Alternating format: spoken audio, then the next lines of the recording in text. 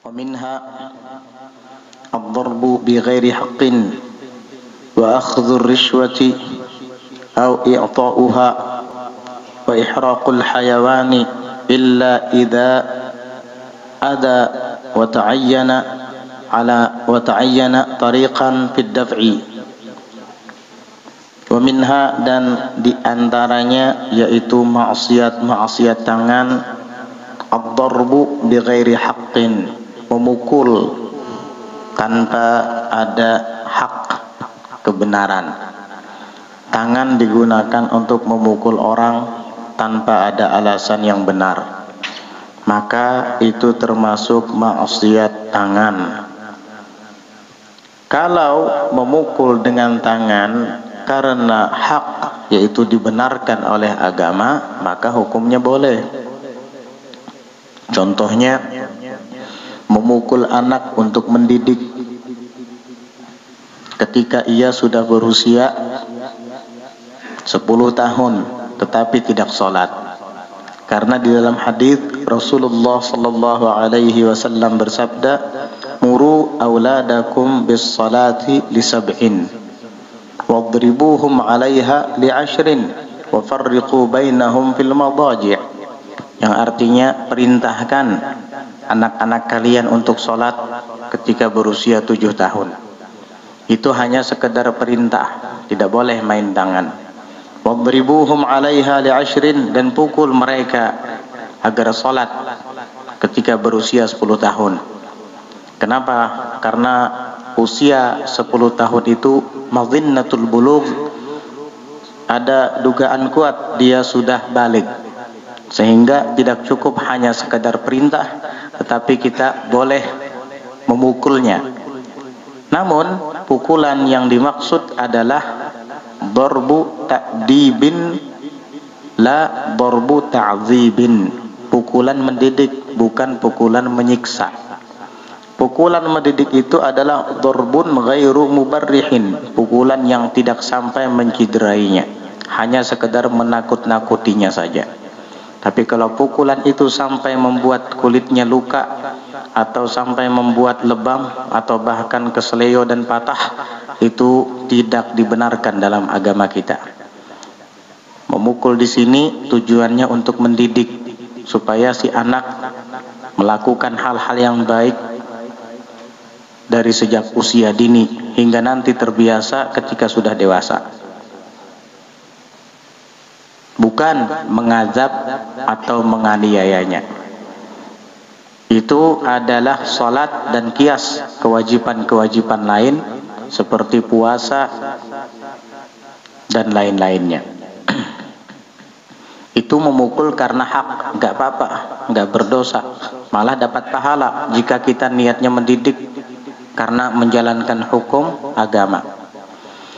Dan termasuk memukul yang tidak dianggap maksiat adalah memukul istri apabila ia durhaka kepada kita, tidak menjalankan haknya kepada kita.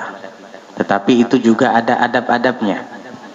Di dalam Al-Quran itu diposisikan kepada opsi yang ketiga, pilihan yang ketiga. Di dalam Al-Quran Allah berfirman, "Wallati takhafuna nushuzahunna fa'idhuhunna wahjuruhunna fil madaji' wadribuhunna." Wallati takhafuna nushuzahunna, dan wanita-wanita, istri-istri yang kalian khawatir akan durhakanya mereka, nusyuz, fa'idhuhunna. Pertama yang kamu lakukan adalah tegur dan nasihati dia. Jangan asal main tangan, nggak boleh. Katanya dalam agama boleh. Tunggu dulu, fa'idhuhunna dulu, tegur, nasihati dia. Makanya sebelum menikah belajar dulu adab-adab menikah, biar nanti ketika berkeluarga tidak kebingungan. Apa yang harus saya lakukan ya? Istri saya begini, apa ya? Nah itu makanya belajar dulu. Fa'idhuhunna, tegur mereka. Kamu nggak boleh dengan suami seperti itu. Kamu wajib menjalankan hakmu sebagai istri kepada suami. Takut-takuti ia dengan hadis-hadis Nabi. ayyuma imra'atin batat muhajiratan firasya zawjiha la'anathal malaikatu hatta tarji'. Perempuan yang meninggalkan tempat tidur suaminya,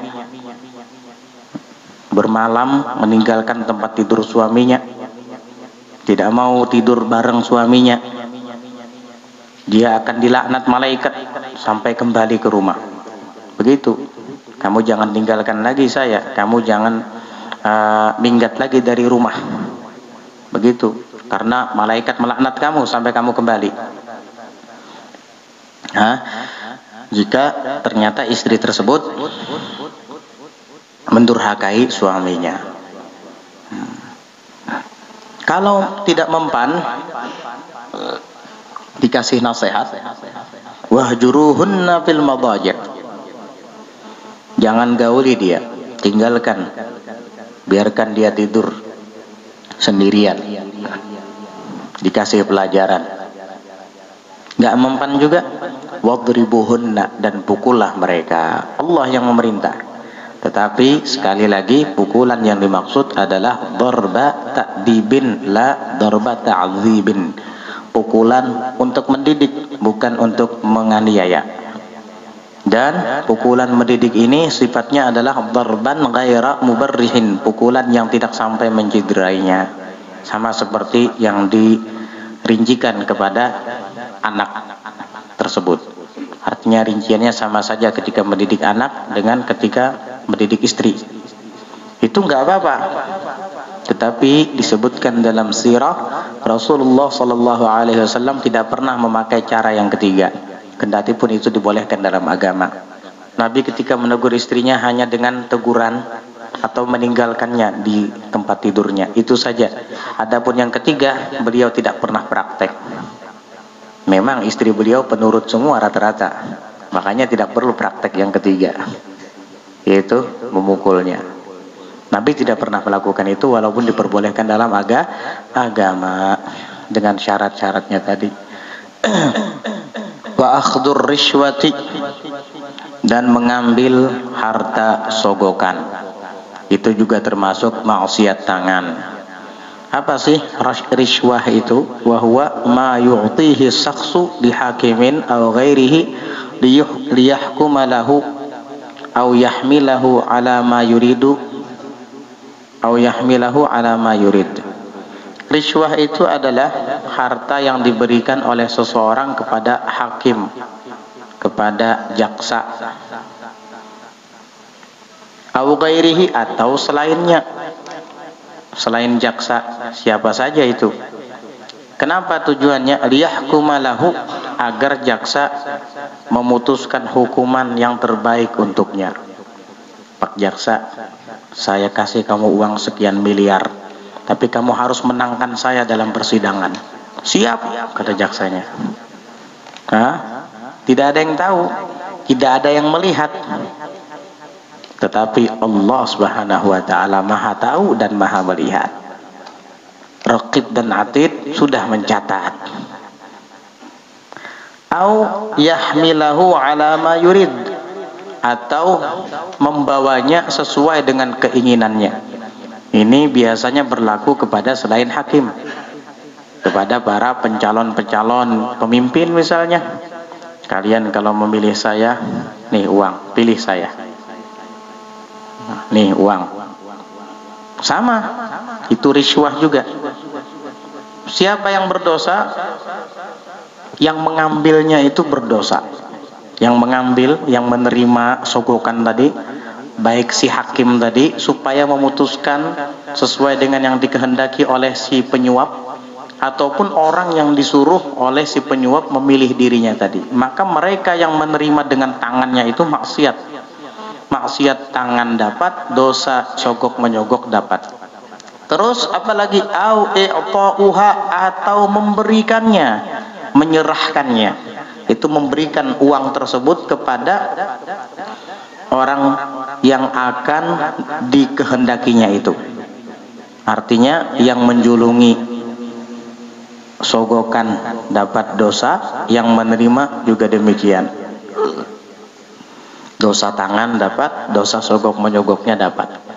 Di dalam hadis Rasulullah sallallahu alaihi wasallam bersabda, la'anallahu ar-rashiya wal murtashi. Allah melaknat orang yang menyogok dan yang menerima sogokan, orang yang menyuap dan yang menerima suap. Wa ihraqul hayawan, dan membakar binatang, itu juga maksiat tangan. Karena di dalam hadis Rasulullah sallallahu alaihi wasallam bersabda, la tu'adzibu bi'adzabillah, janganlah kalian mengazab, menyiksa dengan azabnya Allah. Tidak ada yang berhak membakar kecuali Allah. Illa, kecuali idza adza, apabila binatang tersebut mengganggu. Wa ta'ayyana, dan harus tariqan, menjadi jalan untuk membasminya, membakar tersebut dengan membakarnya, fid daf'i, dalam menolaknya. Artinya membakar binatang itu solusi satu-satunya jalan untuk bisa mencegah atau menghindari binatang tersebut, maka baru boleh kita menggunakan api. Tapi kalau seandainya masih ada cara lain selain api, tidak diperkenankan kita menggunakan api. Misalkan ada nyamuk, bisa dengan obat nyamuk, bisa dengan salep untuk badan kita supaya nyamuk tidak menggigit. Jangan pakai setruman listrik, itu api itu, yang kayak raket itu, kretek api itu. Ada juga yang kayak sangkar burung dicolok listrik, jadi nanti si nyamuk kalau kena itu langsung plak menyala. Api itu, hanya Allah yang berhak mengazab dengan api, kecuali tidak ada jalan lain. Illa idza ada wa ta'ayyana, kecuali apabila binatang itu mengganggu, wa ta'ayyana, dan sudah ditentukan membakar itu tariqan, sebagai jalan, bid'af'i, dalam mencegahnya, maka baru boleh kita menggunakan api. Seperti misalkan ada semut, banyak sekali semutnya, bisa disemprot enggak dengan pembasmi serangga? Bisa. Oh, jangan pakai api, semprot saja. Enggak bisa. Sudah saya coba disemprot pakai pembasmi serangga, tetap saja hidup kebal, enggak mempan misalnya. Apalagi dia banyak di mana-mana. Jadi gimana caranya? Satu-satunya solusi adalah menggunakan api. Ya sudah, silahkan pakai. Kalau memang itu adalah cara satu-satunya untuk membasmi hayawan yang mengganggu tadi. Tetapi jika tidak, maka tidak boleh menggunakan api. Tikus dapat diperangkap misalnya, sunnah tikus dibasmi, karena termasuk daripada kuwaisiqatul khams, 5 binatang yang dianjurkan untuk dibasmi. Tapi jangan pakai api. Mentang-mentang sunnah dibasmi, disiram dengan minyak tanah, dibakar. Enggak boleh itu. La tu'adzibu bi'adzabillah, tidak boleh kamu, janganlah kamu menyiksa dengan adabnya Allah Subhanahu wa taala. Maksiat tangan, kecuali sudah tidak ada cara lain selain membakarnya. Wal mutlatu bil hayawan, dan mutlah itu memutilasi hayawan, binatang. Tahu mutilasi? Telinganya dipotong, hidungnya dipotong, ekornya dipotong, tangan atau jari-jarinya dipotong. Haram hukumnya itu, mengazab hayawan, dosa kamu. Tangan kamu bermaksiat kepada Allah Subhanahu wa taala. Hati-hati. Diguntingnya lah telinga binatang, dipotongnya lah hidungnya atau buntutnya, atau tangan atau jari-jarinya. Na'udzubillah, haram. Karena itu dianggap mengazab binatang. Ini termasuk dosa-dosa tangan, al-muslah, memutilasi. Apa bahasa Banjarnya mutilasi itu? Nah, menatak-natak, memotong-motong bahagian dari anggota tubuh binatang. Itu binatang, Beb. Kalau manusia, binatang aja nggak boleh, apalagi manusia. Jangan tanya. Binatang aja dilarang, apalagi manusia. Dan manusia ini adalah makhluk yang paling sempurna. Walaqad karramna bani Adam. Sungguh kami telah muliakan anak cucu Adam, yakni manusia. Laqad khalaqnal insana fi ahsani taqwim. Sungguh kami ciptakan manusia dalam sebaik-baik bentuk. Kalau binatang saja dilarang untuk dimutilasi, apalagi manusia. Walla'ibu bin naradi wattabi, dan bermain dadu. Narad, dadu.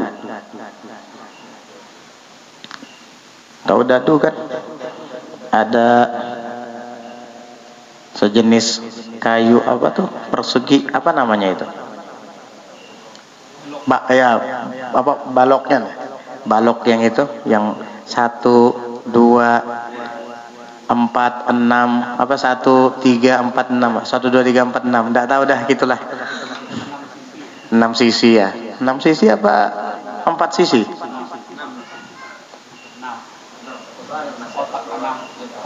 2, 4, 1, 2, 3, 4, 5, 6 ya, 6 sisi.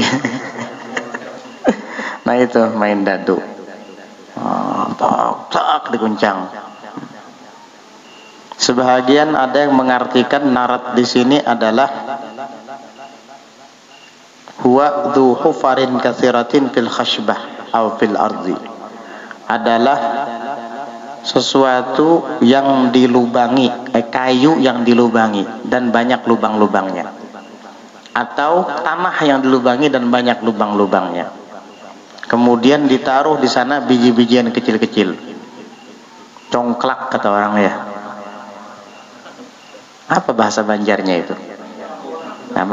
Daku. Nah, dakuan itu sama itu. Tidak boleh juga pakai tangan gitu. Yang menang bayar, apa yang kalah bayar sama yang menang. Ada unsur judinya kalau kayak gitu. Hah? Sama halnya juga tadi dadu tadi digunyah keluar, bayar, yang kalah, yang menang dapat duit. Judi kalau kada berduitan mang Beb, makruh. Sama halnya seperti main syataranji.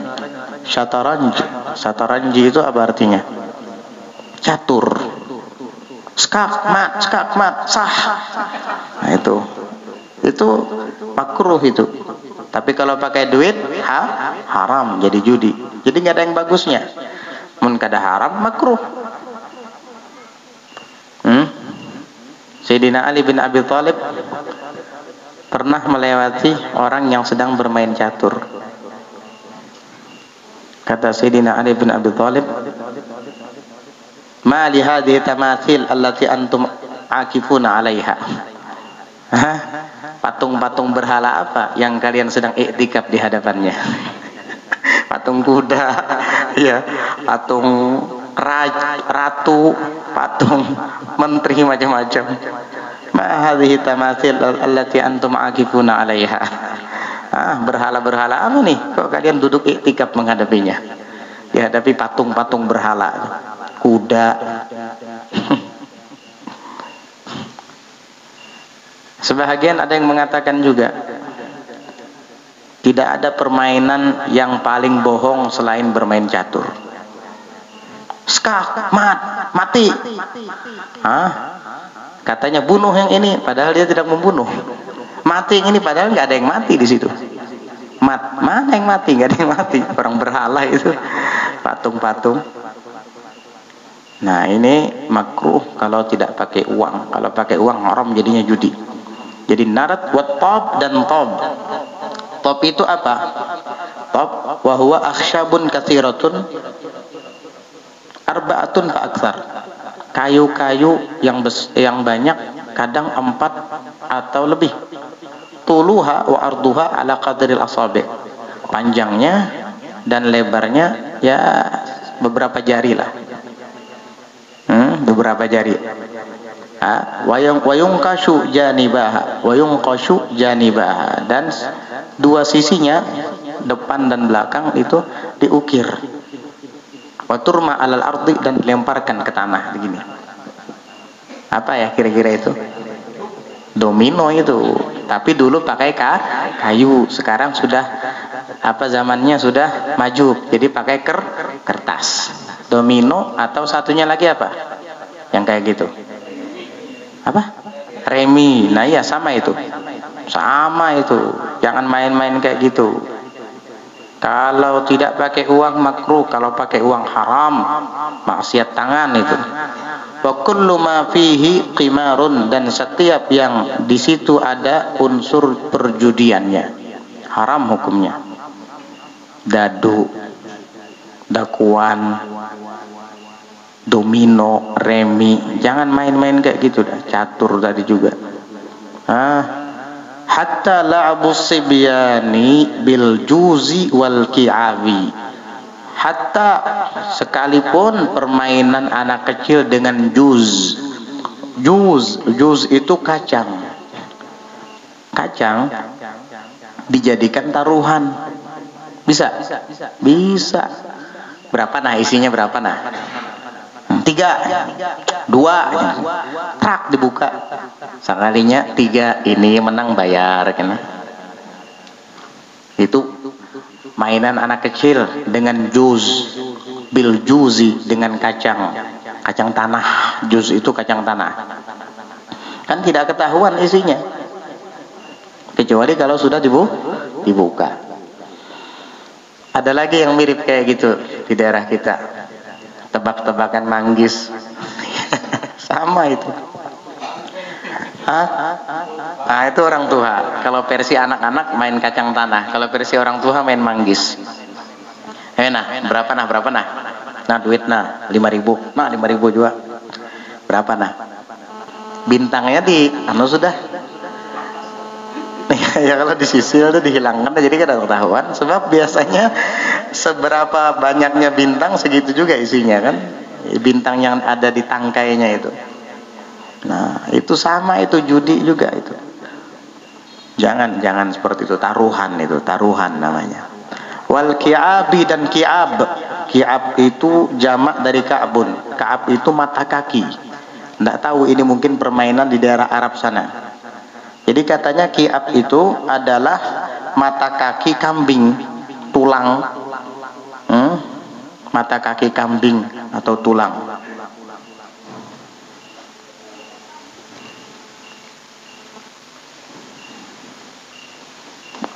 Yurma ila a'dumin kathiratin masfufatin. Tulang tadi itu dilempar kepada tulang-tulang yang lain. Tulang-tulang yang lain dalam keadaan sudah disusun. Nanti tebak-tebakan, di manakah mata kaki kambing tadi? Nah, begitu. Siapa yang dapat, dia yang menang. Ya, mungkin permainan anak kecil dahulu. Di sini disebutkan arti al-juz. Selain daripada kacang, ada juga makna lain, adalah al-juzul hindi wa huwa narjil. Dia adalah buah kelapa. Juz itu bisa diartikan buah kelapa. Narjil, kelapa India kata orang Arab, karena dulu kelapa itu di India itu dikenal dengan kelapanya. Narjil, kelapa. Kan kelapa itu isinya juga tidak ketahuan kan. Jadi tebak-tebakan dia. Entah yang ditebak itu adalah airnya kah, atau tempurungnya kah, tua atau muda, atau mungkin tumbungnya. Kan ada tumbung rajin kalau sudah tua. Macam-macam lah. Intinya itu adalah permainan yang sejenis taruhan. Ada perjudiannya. Kalau di daerah kita macam-macam. Ini kan di daerah Arab yang dibahas. Juz, ki'ab. Juz bisa kacang, bisa kelapa artinya. Atau ki'ab, jamaknya ka'ab. Itu mata kaki kambing yang digabungkan dengan tulang-tulang lain, kemudian ditebak mana mata kaki kambing, mana tulang biasa. Yang berhasil menebak, dia yang menang. Kalau di tempat kita macam-macam mainan anak-anak. Kelereng biasanya. main gambar biasanya di ambung, ya. Nah itu sama itu. Dulu kayak gitu, sekarang lain lagi, lebih canggih lagi sekarang. Mobile Legends sekarang mainnya. Gila semua anak-anak. Belum sampai sekarang nggak tahu apa itu Mobile Legends, cuma dengar namanya saja. Gara-gara keseringan dengar anak-anak yang cerita tentang Mobile Legends. Mobile Legends, apa itu udah saya? Ternyata game yang berbau unsur judi, baru tahu saya. Dan sampai sekarang nggak pernah ngelihat gimana bentuknya Mobile Legends itu. Hati-hati anak kamu jadi orang gila gara-gara itu. Mencari sinyal, duduk di pinggir jalan sorangan. Apalagi di Cikdem sini sinyalnya ngalih. Jadi kena kenanakan tuh duduk di pinggir jalan tuh. Tagur pian nang tuha taguriakan. Namun ada yang menaguriakan, abahnya harus terima kasih, jangan sarik. Nah pak, siapa nak menagur tadi? Itu nah paman anu, kena aku bawakan parangnya. Waduh, sudah kada kau mendidik anak, ada orang membantu mendidik akan dibawakan parang, limpat tem tuh kawitan gitu. Orang jangan sampai orang na menagur, seorang na menagur. Ingatakan tuh, menyepian bina melihat anak-anak pian ke situ kemari mencari sinyal, iya tuh. Mencari Mobile Legends nam tuh. Mencari Mobile Legends bukan mencari pahala, mencari dosa, bukan mencari ilmu, mencari kebodohan itu. Tambah bodoh kamu punya anak, bukan tambah pintar. Kalau mau pintar anaknya jangan dikasih HP, selesai. Itu kuncinya di zaman sekarang. Kalau anak mau pintar jangan kasih HP. Kalau kamu kasih HP, hatta dia belajar, hatta dia berpendidikan, tetap jadi orang bodoh. Karena HP itu tidak cocok untuk anak-anak. Orang dewasa aja kadang nggak bisa pandai menggunakannya, apalagi anak kecil. Hati-hati itu. Kalau sayang sama anak jangan kasih HP. Kalau mau kamu kasih HP berarti kamu nggak sayang sama anak kamu. Jadi kalau mau pinter anak jangan kasih HP. Begitu. Karena mereka masih belum pandai menggunakannya. Orang tua aja kada pandai, apalagi kan anakan. Naudzubillah. Apalagi wal-la'ibu bi alatil lahwi al-muharramati kat-tunburi war-rababi wal-mizmari wal-autar. Wal-la'ibu bi alatil lahwi, dan bermain dengan alat-alat yang melalaikan, al-muharramati yang diharamkan, kat-tunburi seperti tunbur. Sudah dibahas kemarin kan tumbur ini. Ternyata ini termasuk bukan hanya maksiat telinga ya. Kalau maksiat telinga kemarin tunbur itu bagi yang mendengarnya.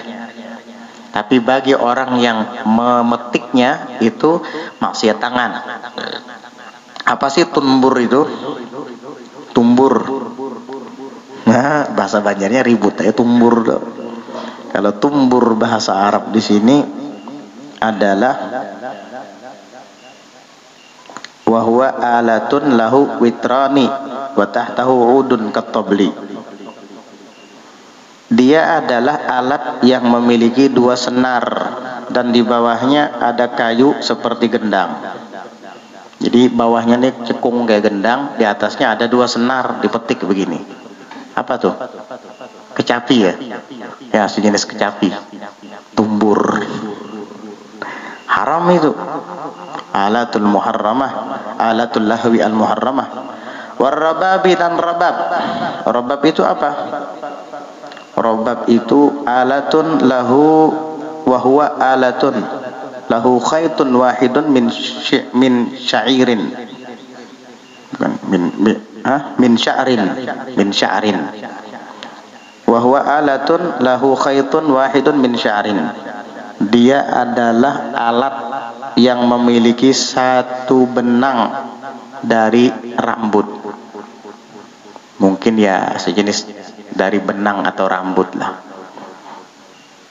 Tapi satu aja, apa ini ya? Ya mirip-mirip aja. Kayak kecapi juga, cuman kecapi dua senarnya. Kalau ini cuma satu. Teng teng teng, enggak paham apa itu. Nah, itu namanya bahasa Arabnya robab. Robab itu bahasa Arabnya. Macam-macam jenisnya itu. Mandolin, biola, apa lagi?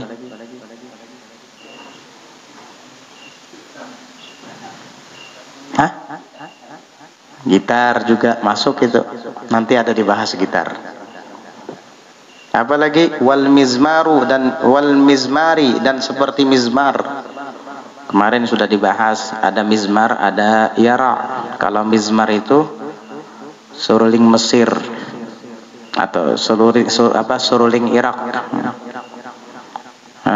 Yang ditiup, apabila ditiup itu membuat kita lalai daripada Allah Subhanahu wa taala. Sejenis saksofon. Tapi kalau yara itu yang terbuat dari bambu, seruling bambu. Nah, ini khilaf antara Imam Nawawi dan Imam Rafi'i. Kata Imam Nawawi haram sama hukumnya dengan mizmar. Kata Imam Rafi'i tidak. Dan pendapat ini juga sama dengan pendapat Imam Ghazali. Imam Ghazali, Imam Rafi'i satu pendapat bahwa seruling bambu itu bukan mizmar, tapi yara dan hukumnya halal. Makanya marawis biasanya pakai itu, karena itu qaul Imam Rafi'i dan Imam Ghazali. Bahkan kadangkala alat-alat ini bisa digunakan oleh sebahagian thariqat ketika mereka mengadakan acara sama itu sejenis kita hadrah gitu, tapi pakai seruling, tujuannya untuk menyemangati para jamaah yang berzikir kepada Allah Subhanahu wa taala. Ada sebagian hadrah yang menggunakan itu, dan itu pendapat Imam Ghazali dan pendapat Imam Rafi'i boleh, kecuali Imam Nawawi mengatakan hukumnya sama dengan mizmar. Khilaf antara ulama. Tapi kalau trompet, saksofon itu betul-betul mizmar, itu aslinya mizmar, yaitu haram itu. Apalagi wal autar dan autar. Nah, autar ini apa?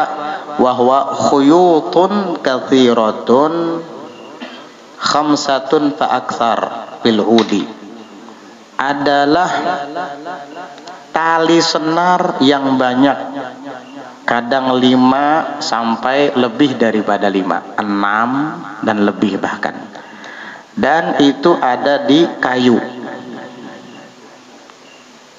Nah, ada kayunya itu, pegangannya itu kayu, di bawahnya ada bolongan, dan di atasnya ada tali senar sebanyak 5 atau lebih. Apa namanya itu?